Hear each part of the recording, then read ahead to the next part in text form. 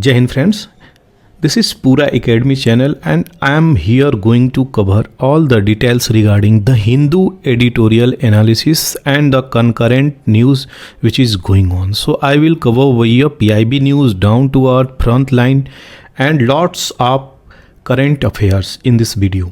यहाँ पे आपको एक चीज़ मैं बता दूँ, ये पूरा एकेडमी मेरा चैनल है, इसको आप लाइक शेयर सब्सक्राइब कर सकते हैं ताकि जो भी चीज़ें यहाँ पे मैं अपलोड करता हूँ आपको सबसे पहले नोटिफिकेशंस मिल सके, तभी जाके आपको उससे आप इन्फॉर्मेशंस ले सकते हैं। यहाँ पे ये चीज़ें आपको मैं इन्फॉर्म कर दिया, ये चीज़ें आप सब्सक्राइब कर सकते हैं, फ्रेंड्स के साथ शेयर कर सकते हैं।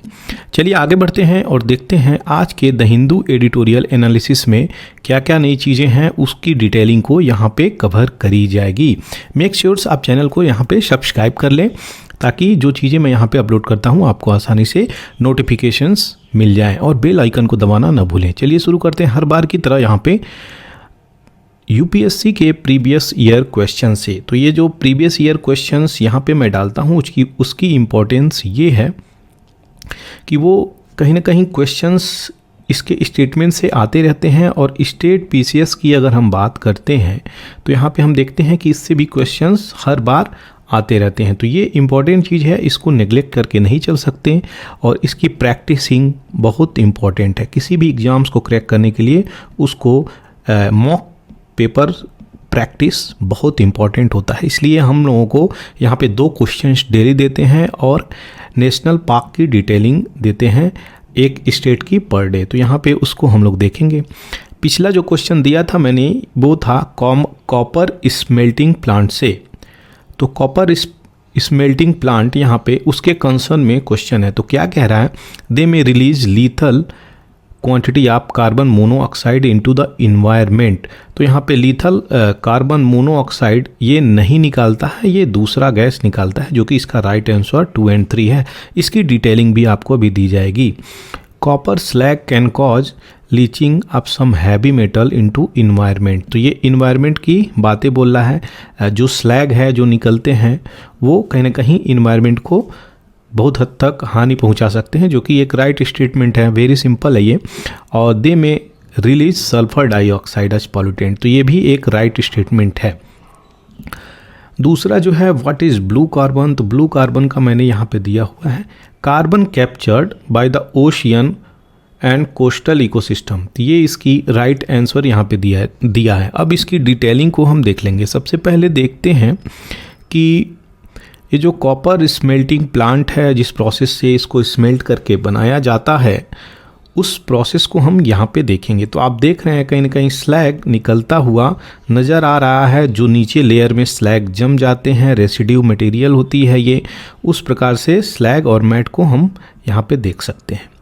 यहाँ पे जो ऑफ गैस के रूप में आती है वो सल्फर डाइऑक्साइड नहीं रिलीज हो जाती है, और जो हमें सैंड और मटेरियल यहाँ पे कंसंट्रेट डालना होता है हम वहाँ पे चीज़ें डालते हैं। तो ये पूरी प्रोसेस है और इस प्रोसेस के तहत कहीं ना कहीं ये रिएक्शन शाफ्ट है, इसमें रिएक्शन होती है हाई टेम्परेचर पे और तब जाकर इसकी प्रोसेस कंप्लीट होती है। अब देख लेंगे हम कि ये जो कॉपर स्मेल्टिंग प्रोसेस है इसको प्यूरिफाइड किया जाता है कॉपर ओर को, और हीट किया जाता है और मेल्ट होती है हाई क्वालिटी कॉपर में, और इसकी जो प्रोडक्ट निकल के आती है कॉपर के रूप में। तो ये क्या रिलीज करता है, सल्फर डाइऑक्साइड, और जो पॉल्यूटेंट है कई प्रकार के इसके हार्मफुल इफेक्ट क्रिएट करते हैं। दूसरा जो था ब्लू कार्बन से था, वो ब्लू कार्बन क्या है यहाँ पे, तो ये क्लाइमेट चेंज मिटिगेशंस को लेके ये टर्म लाया गया है। तो याद रखिएगा, इससे क्वेश्चंस यूपीएससी बनाई है और स्टेट पीसीएस इससे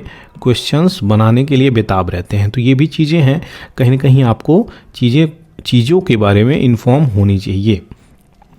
आप देख सकते हैं ये छोटा सा पिक है, इसमें क्या दिखाया गया है, जिस प्रकार से इन्वायरमेंट में कार्बन है वो सी ग्रास और जो मैंग्रोव हैं वो कहीं ना कहीं उसको एब्जॉर्ब करते हुए नज़र आ रहे हैं। इसी प्रोसेस को ब्लू कार्बन बोला गया है। देखिए जब भी ये चीज़ें डिटेरियोरेट हो जाती हैं, इनको कहीं ना कहीं हार्म पहुंचता है मैंग्रोव को, सी ग्रासेस को, तो ये जो ओशियंस है अपना काम करना यहाँ पे बंद कर देता है, कार्बन सिक्वेशन प्रोसेस को कहीं ना कहीं उल्टा कर देता है, जिसके कारण वातावरण में कार्बन की मात्रा बढ़ जाती है। तो इसलिए प्रॉब्लम क्रिएट हो जाती है यहाँ पे। बात करी जा रही है टाइडल मासेस को, मैंग्रोव को, सी ग्रासेस, ये सारे लोग कार्बन को सिक्वेस्ट्रेशन प्रोसेस में हेल्प करते हैं। सिक्वेस्ट्रेशन क्या होता है यहाँ पे कि जो कार्बन की कैप्चरिंग कैपेसिटी है वो प्लांट के पास होती है, तो वो कहीं ना कहीं कार्बन को कैप्चर करके रख देते हैं। लेकिन अगर इसी चैन को हम ब्रेक कर देते हैं तो वो सारे इन्वायरमेंट में ही रह जाते हैं और कहीं ना कहीं प्रॉब्लम क्रिएट होती है। ऐसी चीज़ें यहाँ पे बताई जा रही हैं।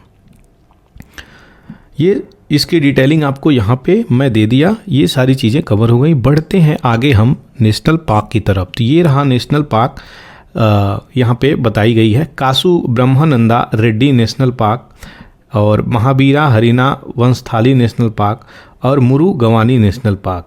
तो ये दोनों नेशनल पार्क कहाँ पे पाए जाते हैं, आप कमेंट सेक्शंस में ज़रूर इसको लिखें और बताएं। इसकी डिटेलिंग आपको कल दी जाएगी। PIB न्यूज़ देख लेते हैं। प्राइम मिनिस्टर श्री नरेंद्र मोदी यहाँ पे एक्नॉलेज किए हैं, लेइंग की हैं किसकी, बिटुमिनस कंक्रीट की। तो ये कहाँ पे है, बिटुमिनस कंक्रीट की 100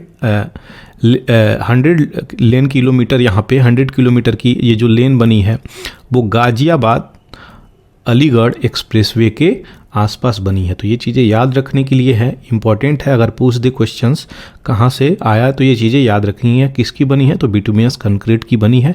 कहाँ पर, तो गाजियाबाद अलीगढ़ एक्सप्रेसवे पे।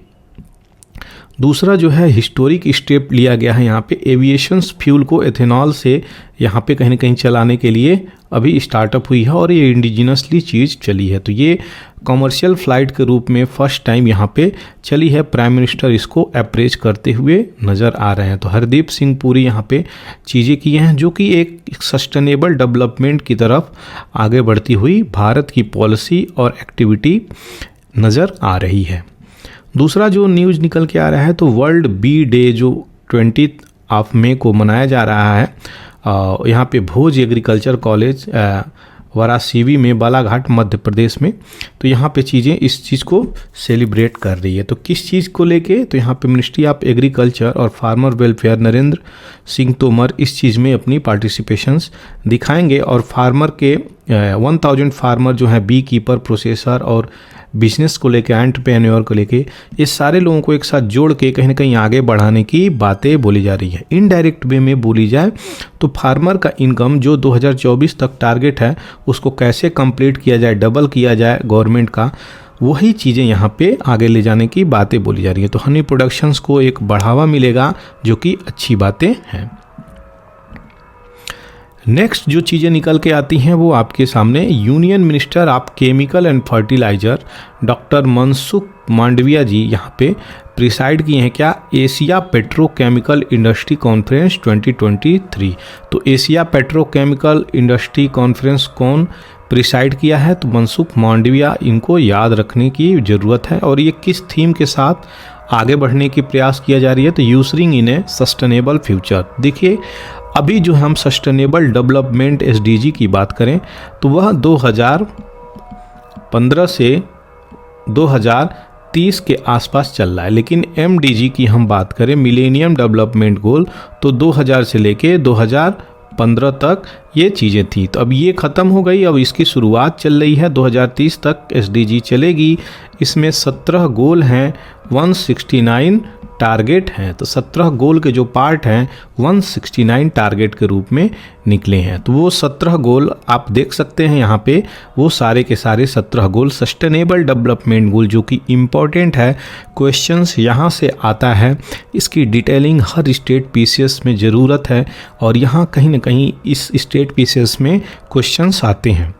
अभी रिसेंटली जो Uttar Pradesh public service commission का पेपर हुआ उसकी हम बात करें तो हमको मिलता है कि यहाँ से क्वेश्चंस 2 क्वेश्चन 3 क्वेश्चंस हमेशा आते रह रहे हैं, चाहे इनडायरेक्ट रूप में चाहे डायरेक्ट रूप में, पूछता ही पूछता है। यूपी PCS का यहाँ पे क्वेश्चंस हम देखेंगे। पिछली बार तो हमें मिलता है कि सस्टेनेबल डेवलपमेंट से डायरेक्टली क्वेश्चंस आए हुए हैं, तो इसलिए सारे के सारे एस्पेक्ट सस्टेनेबल डेवलपमेंट गोल के बहुत ही इम्पोर्टेंट हैं। इसको अच्छे से याद होना चाहिए, एकदम जुबां पे होनी चाहिए। दूसरी जो चीज़ें निकल के आ रही हैं, इंडिया अचीव किया है यहाँ पे 47% ग्रोथ इन कोल प्रोडक्शंस। यहाँ पे 47% गोल एक कोल प्रोडक्शंस 9 साल की अगर आंकड़ा को हम देखते हैं तो ये सबसे ज़्यादा ग्रोथ रेट यहाँ पे देखी जा रही है, जो कि अच्छी बात है। अगर हम कोल का उपयोग कर रहे हैं तो कहीं ना कहीं डेवलपमेंट की तरफ जा रहे हैं, लेकिन साथ ही साथ पोल्यूशन से हम कंप्रोमाइज़ नहीं कर रहे हैं। तो पोल्यूशन से कंप्रोमाइज़ न करके डेवलपमेंट की तरफ आगे बढ़ते हुए नज़र आ रही है सरकार।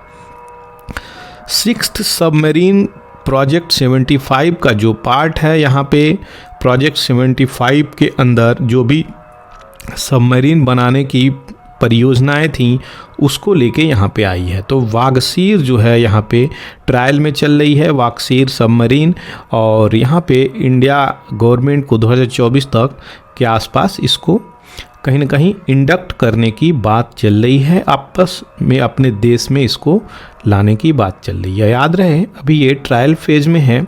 सबसे पहले जो इसकी मैन्युफैक्चरिंग होती है उसके बाद इसकी ट्रायल कुछ साल तक होती है। तो अभी ट्रायल फेज़ में है, वागसीर को लाने की बात चल रही है और डिलीवरी कर दी जाएगी इंडियन नेवी को। देखते हैं कब ये चीज़ें आती हैं। यहाँ पे एक नया स्कीम है स्टार्स प्रोग्राम। स्टार्स प्रोग्राम कौन लॉन्च किया है अगर क्वेश्चन पूछ दे तो याद रहे मिनिस्ट्री ऑफ एजुकेशंस और वर्ल्ड बैंक ये दोनों ऑर्गेनाइज करती हैं इसको, और इस प्रकार का वर्कशॉप स्कूल टू वर्क ये चीज़ें चलती हैं। तो स्कूल से लेके वर्क में यानी आपको वोकेशनल ट्रेनिंग की बातें बोली जा रही है। अगर आप एजुकेशंस ले रहे हैं तो उसके साथ साथ आप कहीं ना कहीं जॉब या वर्किंग का भी यहाँ पे ख्याल रखिए। तो इसलिए स्कूल टू वर्क एक ट्रांजिशंस आ रहा है और स्टार प्रोग्राम यहाँ पे लॉन्च हुआ है। कहाँ पे? मुंबई में आज के दिन। तो इसका की कंपोनेंट क्या है? आपको वोकेशनल एजुकेशंस दी जाएगी और स्कूल से वर्क की तरफ ट्रांजिशंस के लिए लाया जाएगा। तो किस पे फोकस किया जाएगा? स्किल जो गैप हो जा रही है उस पे, और 6 स्टार स्टेट जो कि इम्पोर्टेंट है, क्वेश्चंस कभी भी बन सकते हैं। उसमें कौन कौन से आते हैं? तो हिमाचल प्रदेश, केरला, उड़ीसा, राजस्थान, मध्य प्रदेश, महाराष्ट्र और उत्तर प्रदेश को यहाँ पर ऐड करके चला गया है। तो यहाँ पे उत्तर प्रदेश के साथ साथ 6 स्टेट यहाँ पे आप देख सकते हैं ऐड करा गया है। तो 6+1 यहाँ पे स्टेट को तवज्जो दी गई है, यहाँ पे इसमें स्कीम में शामिल किया गया है। और यहाँ पर इन स्टेटों में स्किल का डेवलपमेंट करने की बातें बोली जा रही हैं, स्कूल को अपग्रेड करने की बातें बोली जा रही हैं। कहाँ से? स्कूल से लेके वर्कशॉप तक कैसे उनको वोकेशनल ट्रेनिंग दी जाएगी, वो कैसे अपनी जीविका को अर्न कर सकते हैं। तो प्रोग्राम कौन सा है? Star programme. किसके साथ? World bank. कौन सी मिनिस्ट्री? Ministry of education. आगे बढ़ते हैं। Forest and climate change and labour employment आपके भूपेंद्र यादव जी यहाँ पे इनोग्रेट किए हैं। क्या? तो पीसीसी। ये क्या है? पश्मीना सर्टिफिकेट सेंटर यहाँ पे सेटअप किए हैं। कहाँ पर सेटअप किए हैं? तो आपके देहरादून उत्तराखंड में सेटअप किए हैं। ध्यान रहे wild life institute of India अगर पूछ दे क्वेश्चंस कहाँ पे है तो ये आपके देहरादून उत्तराखंड में है। तो ये टैगिंग जो देगी, फर्स्ट यूनिक आईडी बारकोड देगी और पीसीसी की सर्टिफिकेट के साथ आपको चीज़ें मिलेंगी। तो ध्यान रहे कहीं ना कहीं पश्मीना को ब्रांडिंग अच्छे से बनाने की प्रयास चल रही है ताकि ग्लोबल लेवल पे इसको डेवलप करा जाए, ग्लोबल लेवल पे लोगों को बेनिफिट मिल सके, ग्लोबल लेवल पे इसकी एक अलग रिकॉग्निशंस हो। तो कहीं ना कहीं इसके दाम भी अब बढ़ने वाले हैं, सभी लोग सचेत हो जाएं, जिसको खरीदना हो जल्द से जल्द खरीद लें। तो ये चीज़ें चल रही हैं। अब आगे बढ़ते हैं, नए एडिटोरियल की तरफ देखेंगे क्या नई एडिटोरियल यहाँ पे निकल के आई है। तो यहाँ पे हम देखते हैं चेंज फॉर द बेटर। तो ये जो चीज़ें चली हैं वो किस चीज़ के लिए चली हैं, जो बेटर हुआ है उसमें क्या बदलाव हुआ है वो हम देखेंगे। रिसेंटली अभी आपको एक इन्फॉर्मेशंस पिछले वीडियो में मैं बोला कि किरण रिजिजू साहब जो थे लॉ मिनिस्टर थे, उनकी मिनिस्ट्री से उनको दूसरे पद पर शिफ्ट करने की बातें चली हैं। तो नरेंद्र मोदी जी यहाँ पे जो भी चीज़ें ये बोल रहे हैं, तो नरेंद्र मोदी जी इस चीज़ को एवॉइड कर रहे हैं। किस चीज़ को? जो किरण रिजिजू जी की अगर बैकग्राउंड में जाके हम देखेंगे तो हमें मिलता है कि ये पिछले कुछ महीनों से ये सुप्रीम कोर्ट के खिलाफ अपने स्टेटमेंट को देते हुए नज़र आ रहे हैं। तो अपने स्टेटमेंट को सुप्रीम कोर्ट से और लॉ मिनिस्ट्री से बहुत सारा कॉन्फ्लिक्ट पैदा हो गई है। किस पे? कॉलेजियम सिस्टम पे लेके ये बोलते थे, बहुत सारे अपॉइंटमेंट को लेके ये बोलते थे। ये कहीं ना कहीं इन सब चीज़ों को लेके हमेशा हाईलाइट में रहा करते थे, जिसके कारण अभी ये बता रहे हैं कि इनकी ट्रांसफ़र हो गई है, उनको दूसरी मिनिस्ट्री दी जाएगी। लेकिन एडिटर यहाँ पे ये बोल रहे हैं कि रिजिजू के जो ministry of earth and science दी जा रही है और जो अर्जुन राम मेघवाल जी हैं उनको जो है ये पद दिया जा रहा है लॉ मिनिस्ट्री की, जो मिनिस्टर ऑफ स्टेट होंगे विद इंडिपेंडेंट चार्ज। तो यहाँ पे लॉ मिनिस्ट्री इनको दी जाएगी और ये किस चीज़ को रिजेंबल करती है, कहीं ना कहीं इनकी डिक्लाइन हुई है रिजिजू जो है किरण रिजिजू, उनकी पोस्ट से उनकी कहीं ना कहीं डिक्लाइन होती नज़र आ रही है। तो सुप्रीम कोर्ट कॉलेजियम्स पे भी ये बहुत सारे अपने कॉन्फ्लिक्ट स्टेटमेंट देते रहे हैं, उस सब चीज़ को लेके यहाँ पे एडिटर बोल रहे हैं। लेकिन सच्चाई क्या है वो अभी एडिटर आगे बताएंगे। तो यहाँ पे criticism of collegium system appointment की बातें बोली जा रही हैं, अब बहुत सारे फ्लॉज और रिफॉर्म की जो डिमांड रखते थे वो सारी चीज़ें कहीं ना कहीं यहाँ पे बोली जा रही हैं।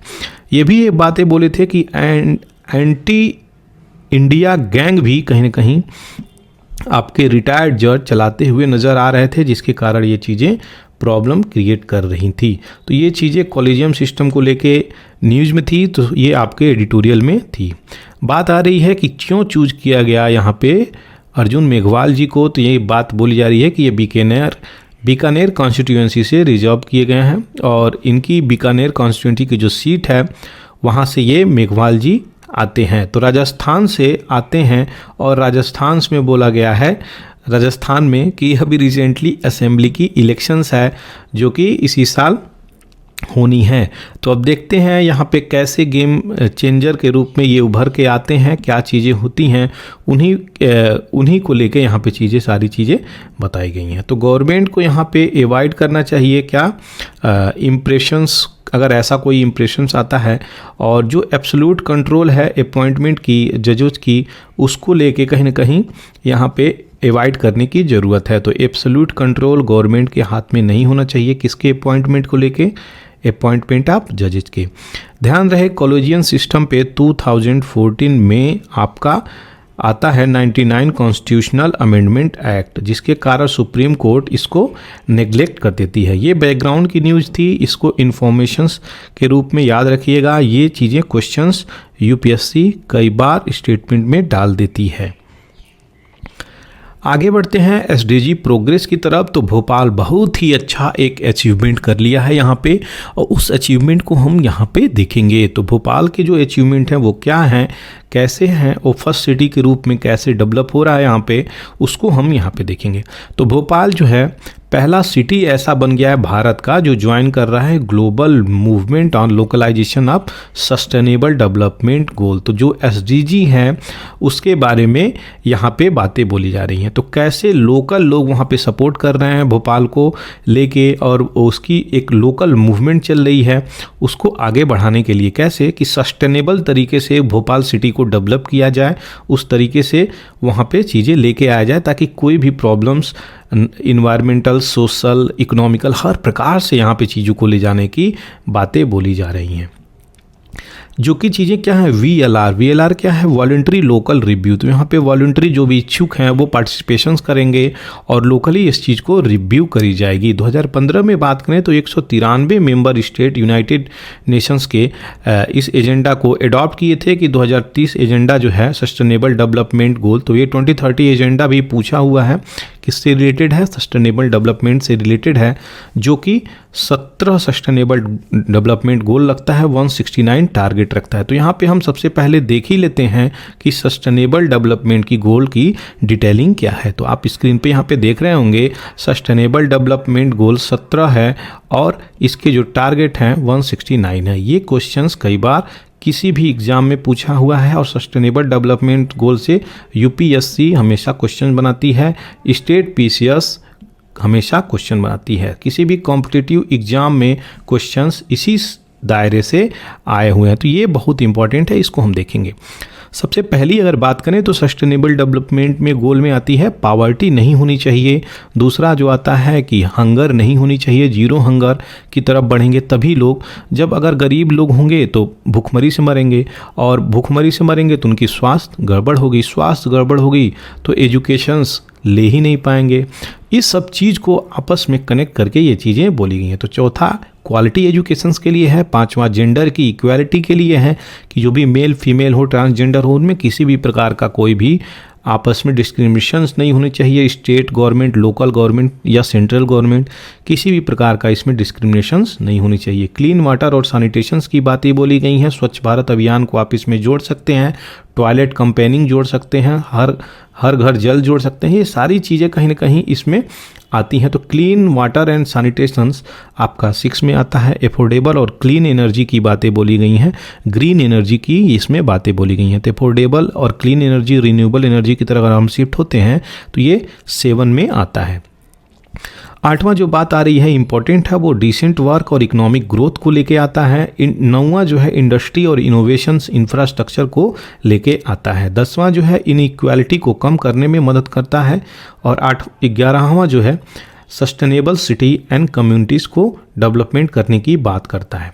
12 जो सबसे इम्पॉर्टेंट है वो रिस्पॉन्सिबल कंजम्पशन और प्रोडक्शन। देखिए कोई भी चीज़ें अगर एक कंट्री है, एक कंट्री में अगर छूट मिल गई है, कितना हो भी आप प्रोडक्शंस कर सकते हैं, तो आप जी भर के पॉल्यूशंस मचाएंगे, जी भर के रिसोर्स को एक्सप्लॉइटेशन करेंगे, जी भर के आप अर्निंग करेंगे। तो कहीं ना कहीं हर प्रकार से गैप नज़र आएगा एक छोटे तबके में और बड़े तबके में, और पॉल्यूशंस में भी हम आगे बढ़ते रह जाएंगे, इन्वायरमेंट को डिग्रेड करने में आगे बढ़ते रहेंगे, रिसोर्स का कंजम्पशंस में भी आगे बढ़ते रहेंगे। लेकिन अगर हम यही चीज़ें काट के हम रिस्पॉन्सिबल कंजम्पशन और प्रोडक्शंस पे ध्यान देंगे तो हम क्या करेंगे, एक निश्चित मात्रा में प्रोडक्शन करेंगे ताकि जो नीड है उसकी पूर्ति बस हो सके, ना कि ओवर प्रोडक्शंस पे, सरप्लस प्रोडक्शंस पे ध्यान देंगे। तो ये चीज़ें हैं, बहुत इंपॉर्टेंट है ये एस्पेक्ट, ये बहुत ज़रूरी है। 13वां जो आता है वो क्लाइमेट एक्शंस को लेके आता है कि कैसे अपने क्लाइमेट को हरा भरा बनाया जा सके, उस पे आता है। तो ये क्वेश्चंस यूपी पीसीएस में कई बार पूछा गया है और इसको आप जाके देख भी सकते हैं। तो इतना इम्पोर्टेंट है ये 13, 14, 15 का ये जो है तीनों बहुत इंपॉर्टेंट एरिया है। तो ये चीज़ें याद रहना चाहिए। 14 जो है life below water, marine animal जो है उनको कैसे हम प्रिजर्व कर सकते हैं। 15वां की अगर बात करते हैं तो लाइफ ऑन लैंड आता है जो कि इम्पॉर्टेंट है। तो जो 16वें में आता है वो पीस, जस्टिस और स्ट्रॉन्ग इंस्टीट्यूशंस की बातें बोली गई हैं। अगर दुनिया में पीस नहीं रहेगा तो जस्टिस भी नहीं रहेगा, और जस्टिस नहीं रहेगा तो स्ट्रॉन्ग इंस्टीट्यूशंस को कैसे हम यहाँ पे बना सकते हैं। तो जो भी हमारे यूएन की बॉडी है वो कहीं ना कहीं धूमिल होती नज़र आएंगी, कहीं ना कहीं डिग्रेड होती नज़र आएंगी। 17वां जो है गोल वो है पार्टनरशिप फॉर द गोल। तो जो भी गोल है उसमें एकजुट होके एक साथ सबको चलने की ज़रूरत है, पार्टिसिपेट दिखाने की ज़रूरत है, तभी वो चीज़ें संभव हो सकती हैं। यहाँ पे जो सस्टेनेबल डेवलपमेंट है उसकी डिटेलिंग को मैंने ये दे दिया। अब इंडिया का एक्शंस इस पे क्या क्या है वो भी हम देख लेते हैं, जो कि सबसे इम्पॉर्टेंट एरिया है। तो इंडिया जो है कमेंडेबल, प्रशंसनीय कार्य अपना करता हुआ नज़र आ रहा है और इसको एडॉप्ट कर रहा है और लोकलाइजेशंस भी कर रहा है। तो इसका जो अचीवमेंट है एसडीजी की वो रिमार्केबल बताई गई है, कमेंडेबल बताई जा रही है। नीति आयोग अभी रिसेंटली जो अपना रिपोर्ट प्रस्तुत किया है, इंडिया सेकेंड वीएनआर। तो ये वीएनआर क्या है, ये नेशनल रिपोर्ट है, ये वॉलंटरी नेशनल रिपोर्ट। तो ये हाई लेवल पोर्टफोलियो फ्रेमवर्क ये चीज़ें चल रही हैं और इसको कन्वीन किया है 2020 में इंडिया। तो ये इसकी मिनिस्ट्री जो है India ministry statistics and programme implementations ये पब्लिश करी है और national indicator framework NIF publish करी है। तो ये कौन पब्लिश किया है, ministry of statistics and programme implementation NIF, national indicator framework. तो ये चीज़ें याद होना चाहिए, क्वेश्चंस अगर आता है तो आपको डील करने में मदद होगी। नीति आयोग की रिपोर्ट में ये सारी चीज़ें बताई गई हैं कि 23 स्टेट और यूनियन टेरिटरी जो हैं कहीं ना कहीं एक विजन डॉक्यूमेंट तैयार करी हैं, किस पे, सस्टेनेबल डेवलपमेंट गोल पे, जो आपको कहीं ना कहीं हम सस्टेनेबल डेवलपमेंट गोल की तरफ प्रोग्रेस करते हुए नज़र आ रहे हैं, आगे बढ़ते हुए नज़र आ रहे हैं। देखिए, ये गोल मात्र एक गोल नहीं है, इसको हर कंट्री को कहीं ना कहीं एक ऐसे तरीके से लेना है ताकि हम इसमें अपने आप को एक सस्टेनेबल इन्वायरमेंट में ले जाके रख सकें। और वो सस्टेनेबल इन्वायरमेंट तभी होगा जब हम इन सारे गोल्स को फॉलो करेंगे। तो हमें फॉलो करने की ज़रूरत है ये सस्टेनेबल गोल्स को, तभी जाके हम ये सब चीज़ को सही कर पाएंगे। आगे बढ़ते हैं। इसमें डिज़ायरेबल बातें बोली गई हैं कि जो वॉलंटरी यहाँ पे चीज़ें हैं, लोकल रिव्यू हो रही हैं, वो स्टेट लेवल पे ले जाने की ज़रूरत है। एक सिटी से लेके स्टेट लेवल पे ले जाने की ज़रूरत है और स्टेट से एक कंट्री लेवल पे ले जाने की ज़रूरत है।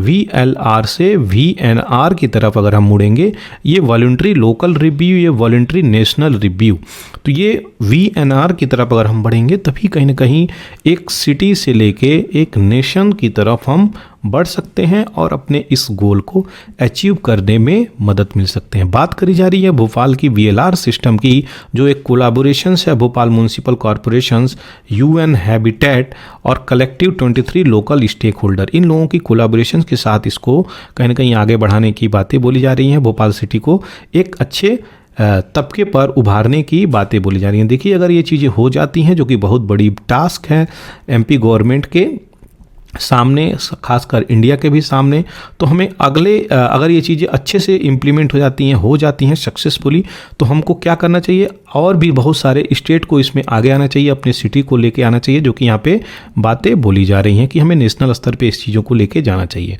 3 पिलर पे ये काम करेगी। किस पिलर पे काम करेगी? तो ये पीपल पे, प्लानेट पे और प्रॉस्पेरिटी पे। तो पीपल को क्या कवर करता है? 1 3 4 5। तो आप देख सकते हैं 1 3 4 5। तो ये पीपल के लिए है कि पॉवर्टी नहीं होनी चाहिए, गुड हेल्थ होना चाहिए, क्वालिटी एजुकेशन होना चाहिए और जेंडर इक्वालिटी की बातें बोली जा रही हैं। तो ये क्या हो गया? ये पीपल सेंट्रिक अप्रोच हो गई यहाँ पे, और इसमें SDG गोल जो है 1 3 4 5 दिया गया है। प्लानेट की अगर बात करते हैं हम कि कैसे इन्वायरमेंट को हम सही कर सकते हैं, तो 6 13 15 की बातें बोली गई हैं। तो आप देख सकते हैं 6 13 एंड 15। तो climate actions, life on land, clean water, जो कि प्लानेट को सेव करने की बातें बोलता है। प्रॉस्पेरिटी की अगर बात करें सस्टेनेबल डेवलपमेंट गोल की, तो 7 8 11 की बातें यहाँ पे बोली जा रही हैं। तो 7 8 और 11 की बातें बोली जा रही हैं, जिसके कारण आप इकोनॉमिक प्रॉस्पेरिटी अगर जोड़ेंगे तो आपको देखेंगे कि एफोर्डेबल और क्लीन एनर्जी की बातें बोली जा रही हैं, डिसेंट वर्क, इकोनॉमिक ग्रोथ होना अत्यंत आवश्यक है, और सस्टेनेबल सिटी और कम्युनिटी की भी बातें यहाँ बोली जा रही हैं। तो ये इंपॉर्टेंट चीज़ हो गया पीपल, प्लानेट, प्रॉस्पेरिटी, एजेंडा 30 का ये पार्ट है। तो याद रखिएगा, एजेंडा 2030 का ये पार्ट है, जिसके कारण sustainable development people, planet, prosperity को इंगित करता है। तो जो कि इम्पोर्टेंट प्रोजेक्ट था, इसकी डिटेलिंग मैं यहाँ पे आपको दिया। और भी ज़्यादा डेप्थ क्वांटिटेटिव असेसमेंट करते हैं तो सिटी लेवल पे ये जो इंडिकेटर है सस्टेनेबल डेवलपमेंट गोल 11 की, तो हमको यहाँ पे मिलता है कि सस्टेनेबल सिटीज़ एंड कम्युनिटीज़, जो कि मैं आपको बताया, सस्टेनेबल सिटीज़ एंड कम्युनिटीज़ यहाँ पे देख सकते हैं, वो चीज़ें आती हैं। तो इन चीज़ों को लेके भोपाल जो है अपना परफॉर्मेंस दिखाएगा, और सॉलिड वेस्ट मैनेजमेंट की प्रैक्टिस को, पब्लिक ट्रांसपोर्टेशंस को, ओपन स्पेस पर कैपिटा, ये चीज़ों को लेके यहाँ पे चेक करेगा। तो इन सब चीज़ों को हम कहीं ना कहीं सस्टेनेबली डेवलप करने की बातें बोली जा रही है, और जो सिटी प्लानिंग कैपेसिटी है इसको कहीं ना कहीं आगे ले जाके एसेसिबिलिटी लोगों की हम बढ़ा सकते हैं और लोगों की मदद हो सकती है। ये सब चीज़ के बारे में यहाँ पे भोपाल फोकस करने के लिए आतुर है। VLR की बात करें तो यह एक बहुत ही अच्छी प्रेरोगेटिव है, एक अच्छा स्टेटमेंट है, एक अच्छा डेवलपमेंट कही जा सकती है लोकल गवर्नमेंट की, जो कि आगे आ रही है। तो यहाँ पे जो भी म्यूनसिपैलिटी के साथ मिलके भोपाल सिटी कार्य कर रही है, वो एक अच्छी अचीवमेंट है, कमेंडेबल है। एजेंडा 30 का ये फ्रेमवर्क का पार्ट है। तो VLR जो चीज़ें चल रही हैं एजेंडा 2030 के अंदर में चल रही हैं। दूसरी सिटी की अगर बात करते हैं हम, यूनाइटेड किंगडम को ले लेते हैं अगर, तो कैंटरबरी, वहाँ पे कैंटरबरी की बात करते हैं तो वहाँ पे हमको मिलता है, इसी आधार पे वहाँ लोकल ग्रुप पार्टिसिपेट करा है और इसको स्पॉन्टेनियस कोलेशंस के साथ साथ वहाँ पे VLR सिस्टम से चीज़ें चल रही हैं। तो VLR का आपको फुल फॉर्म याद होना चाहिए, मैं बार बार VLR नाम ले रहा हूँ, इसका मतलब क्या है, वॉलंटरी लोकल रिव्यू। तो जो वॉलंटरी लोकल रिव्यू होगा वहाँ पे वो गवर्नमेंट लोकली वहाँ पे देख रही है और पीपल की पार्टिसिपेशंस भी यहाँ पे नीड है। दूसरी अगर सिटी की बात करते हैं ग्लोबल साउथ में, तो हमको नेपाल मिलता है। नेपाल का धुलीखेल और सिंगारा बांग्लादेश, अम्मान जॉर्डन का, ये भी कहीं ना कहीं VLR सिस्टम पे 2022 में इस सब चीज़ों को लेके आगे चल रही है। तो रिमार्केबल अपॉर्चुनिटी है इंडिया के सिटीज़ के पास कि कैसे इसको लेके आगे बढ़े और कैसे अपनी एक चीज़, एक लॉ फ्रेमवर्क करके अपने देश की सिटीज़ को आगे बढ़ा सकती है और सस्टेनेबल डेवलपमेंट गोल को अचीव करने में 2030 तक अगर हम कहीं ना कहीं आगे निकलते हैं तो हमारी ग्लोबल छवि जो है बहुत अच्छी बनती हुई नज़र आएगी और हम विश्व गुरु की तरफ बढ़ते हुए नज़र आएंगे। तो जैसे भोपाल लीड किया वैसे और भी सिटी और भी अर्बन अपने सिटीज़ को इनोवेट करना चाहिए, आगे बढ़ना चाहिए और एक अलग पहचान इंडिया की बनाने की इसमें ज़रूरत है। ये सारी चीज़ें आपको यहाँ पे बताई जा रही हैं। दूसरा जो चीज़ें निकल के आ रही हैं, नया न्यूज़ है यहाँ पे, आपको बता दें, ये एल नीनो का न्यूज़ है यहाँ पे।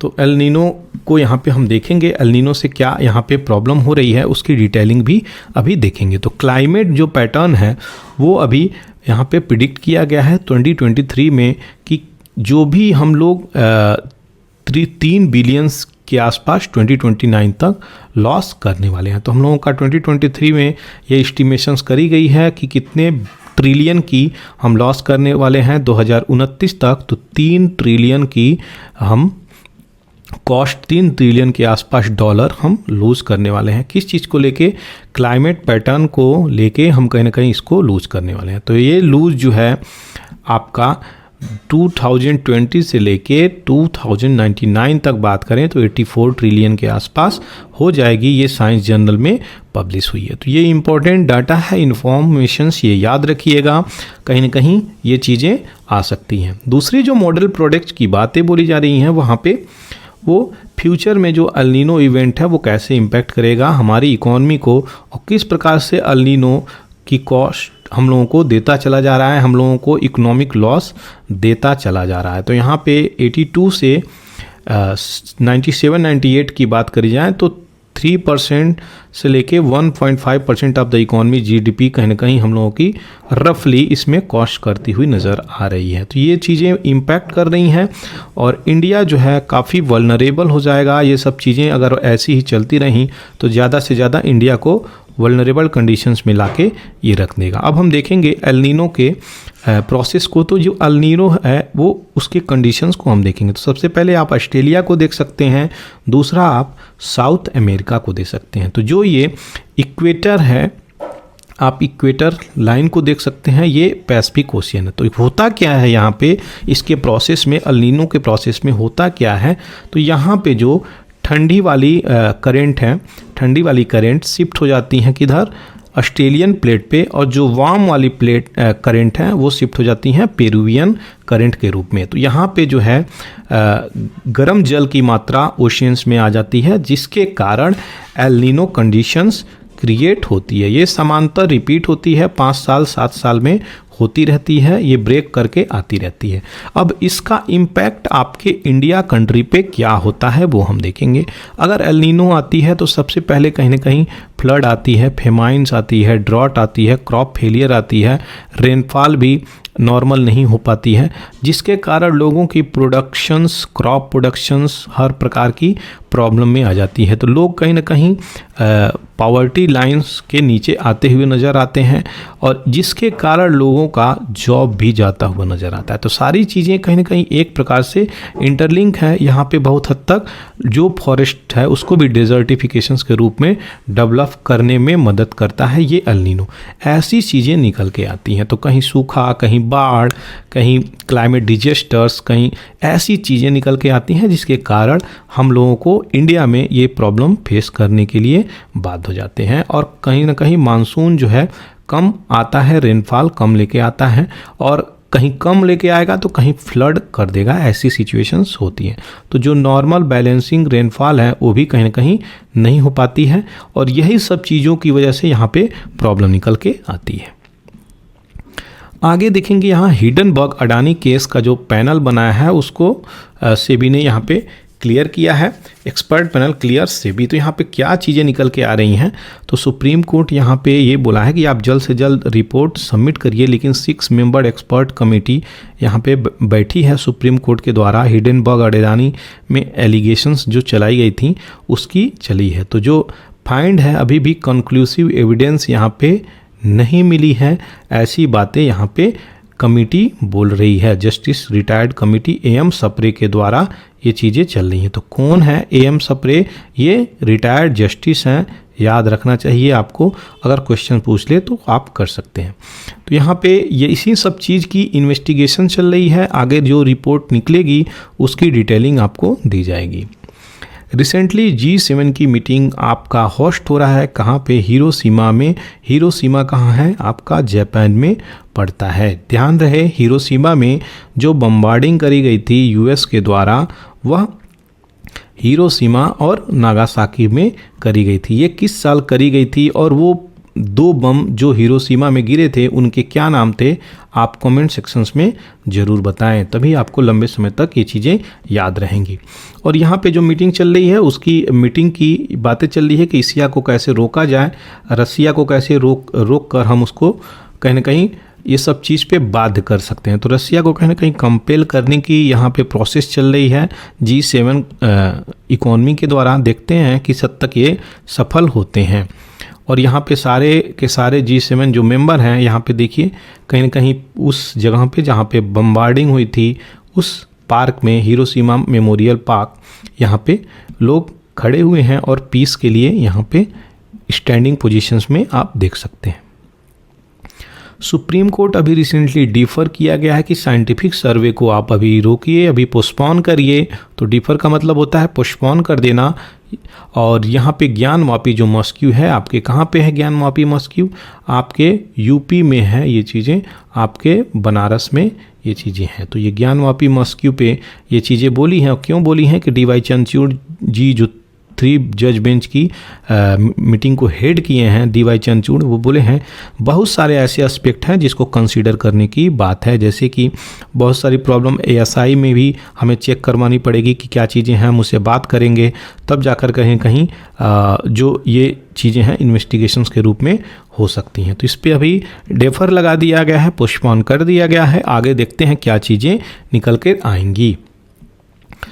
सुप्रीम कोर्ट अभी अपनी 34 जजेस के साथ फुल स्ट्रेंथ में आ गई है। तो याद रहे यहाँ पे 33 + 1 CGI की अपॉइंटमेंट अभी हुई है। तो अगर आपको पता होगा कि यहाँ पे 34 जजेस आपके सुप्रीम कोर्ट में हैं, तो ये चीज़ें इंपॉर्टेंट है। तो 34 जजेस यहाँ पे हैं। एक क्वेश्चन आपसे मैं पूछता हूँ, यहाँ पे जब सुप्रीम कोर्ट स्टार्ट हुआ वहाँ पे कितने जज थे? तो वहाँ पे कितने जज थे? अगर आपको पता हो तो कमेंट सेक्शंस में ज़रूर लिखें। ये क्वेश्चंस कई बार छोटे छोटे एग्जाम में पूछे गए हैं, जैसे कि state PCS, UP, MP, Rajasthan.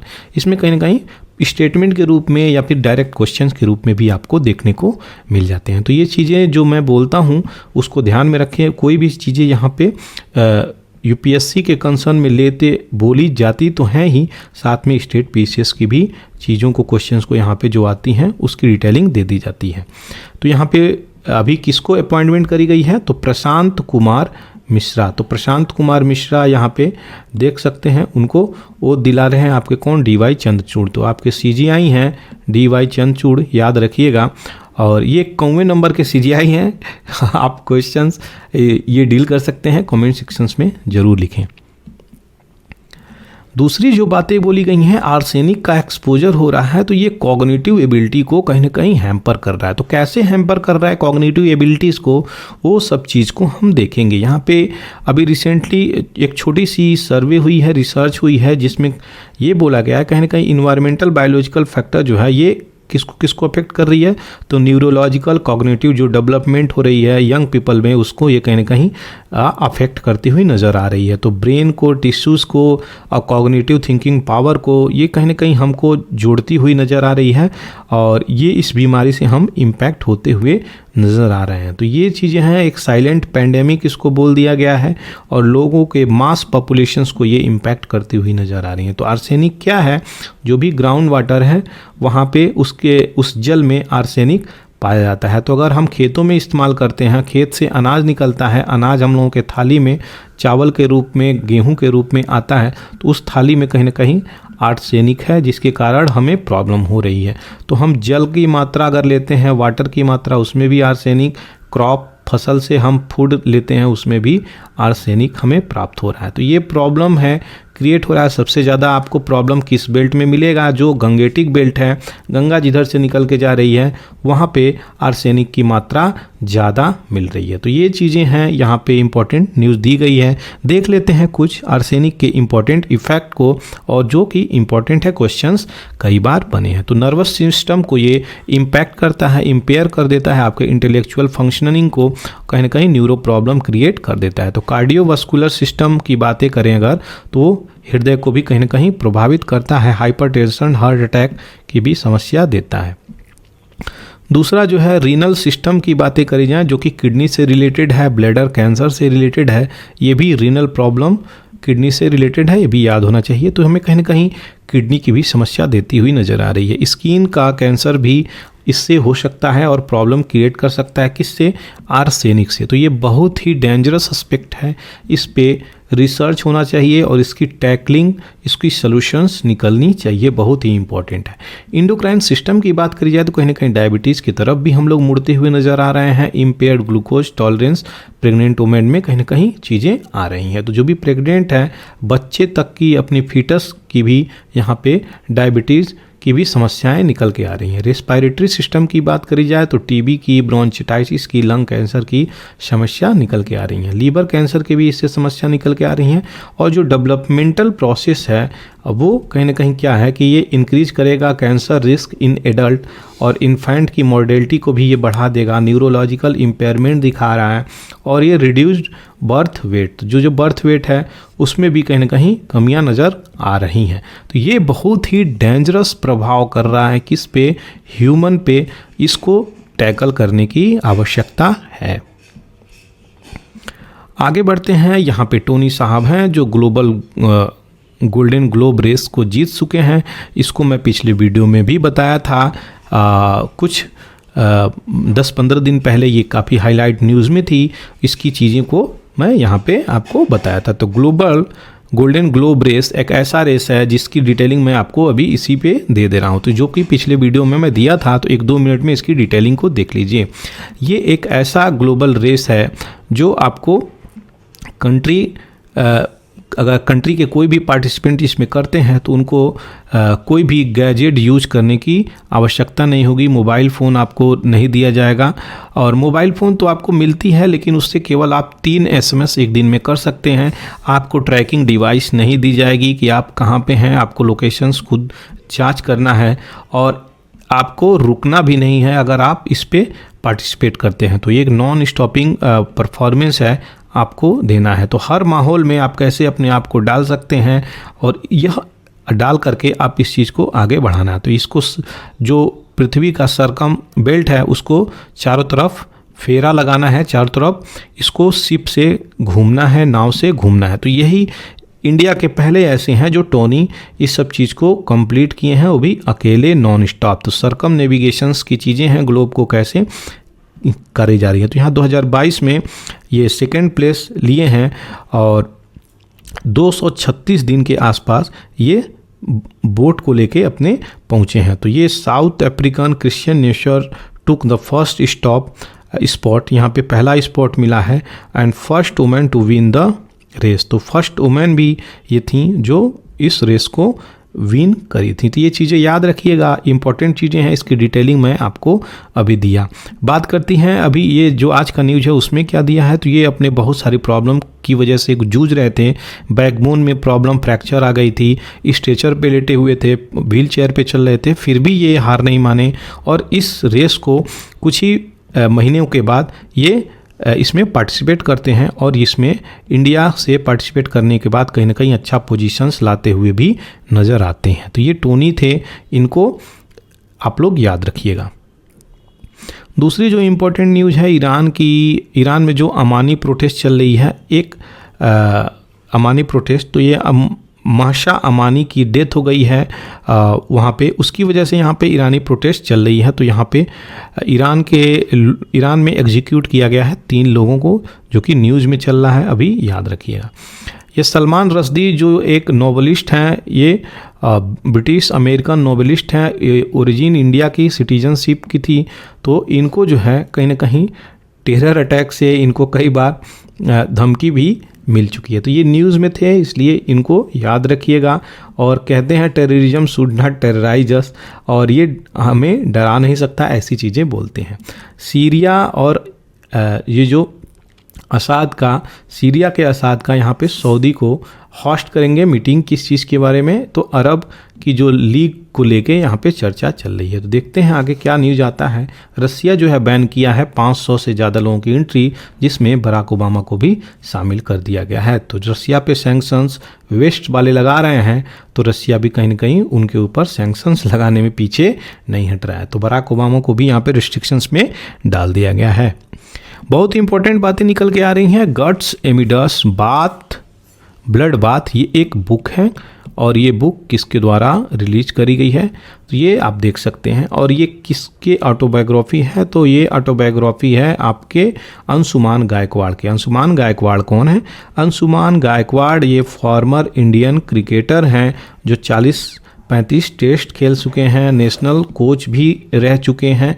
ये बहुत इंपॉर्टेंट पर्सनालिटी है। तो आप देख सकते हैं यहाँ पे आयुष्मान गायकवाड़ जी ये चीज़ें करती हुई नज़र आ रहे हैं। तो ये बुक है, बुक को अगर पूछ ले किसकी ऑटोबायोग्राफी है, तो अंशुमान गायकवाड़ की। क्या बुक का नाम है?